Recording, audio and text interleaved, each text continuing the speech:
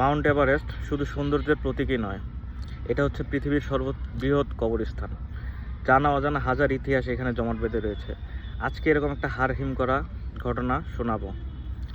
সালটি ছিল 1979। জার্মান এক পর্বতারোহী হ্যানোলোরা স্ম্যাশ, উনি মাউন্ট এভারেস্ট পর্বত জয় করার পরে ফেরার পথে হঠাৎ অসুস্থ হয়ে পড়ে। চারপাশের পরিবেশও খারাপ হইতে শুরু করে। বেস থেকে মাত্র 300 ফুট দূরে উনি অবসাদের কারণে বসে পড়ে। তীব্র ঠান্ডা এবং অক্সিজেনের অভাবে তিনি ওখানে মৃত্যুবরণ করেন। কিন্তু সবচেয়ে করুণ বিষয় হচ্ছে যে তার মৃতদেহটি বছরের পর বছর সেখানে ওইভাবেই পড়েছিল। তার খোলা চোখ, উড়ন্ত চুল এবং বসে থাকার যে ভঙ্গিমা, তাকে জীবিতই মনে হচ্ছিল। সে যেন এক মাউন্ট এভারেস্টের অতন্ত্র প্রহরী। আশেপাশের লোকজন যখন মাউন্ট এভারেস্টে আরোহণ করতো তখন তার পাশ দিয়ে যেত।